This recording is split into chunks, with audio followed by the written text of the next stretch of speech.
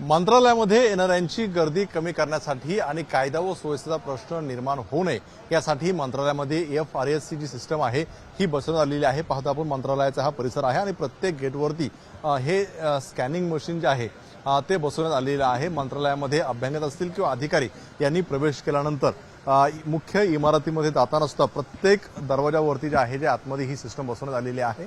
त्यामुळे जर कोणाला आतमध्ये प्रवेश करायचा असेल तर त्यांच्या पासच्या माध्यमातून जे आहे तो प्रवेश दिला जाणार आहे। FRAS ही सिस्टम आहे आणि ही सिस्टम जर पाहिले आपण तर आता बसवण्यात आलेली आहे। आपण पाहतोय याच्यामध्ये स्क्रीनिंग असणार आहे आणि चेहरा स्कॅन झाल्यानंतरच आतमध्ये सोडला जाणार आहे।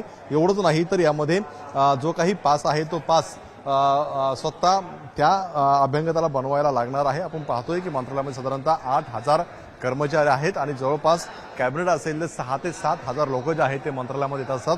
म्हणजे एकूण साधारणतः 15,000ची गर्दी जी आहे ती मंत्रालयात होती। त्यामुळे मोठा प्रश्न निर्माण होतो। त्यामुळे आता ज्यांना पास आहे ते पास धारकच या ठिकाणी पोहोचू शकतील। पास मिळाल्यानंतर गेटवरती स्कॅन होईल, त्यानंतर इमारतीमध्ये प्रवेश करताना या ठिकाणी स्कॅन होणार आहे। एवढंच नाही तर अधिकाऱ्यांसाठी सुद्धा ही पद्धत अवलंबलेली आहे। त्यांच्यासाठी वेगळा गेट असला तरी त्यांना या ठिकाणी स्कॅनिंग केल्याशिवाय प्रवेश मिळणार नाही।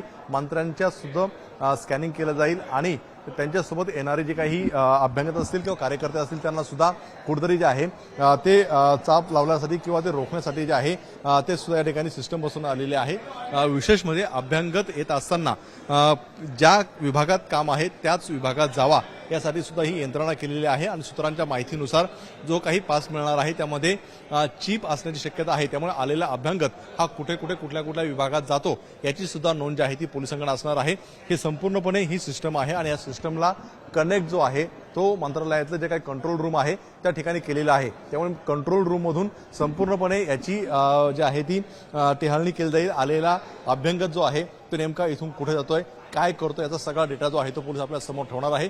साधारणतः 15 जानेवारीपासून ही सिस्टम जी आहे ती कार्यान्वित करण्याचा मानस प्रशासनात आपल्याला पाहायला मिळतोय। कॅमेरामन कृष्णा खापरेसर एबीपी माझा मुंबई। एबीपी माझा, उघडा डोळे बघा नीट।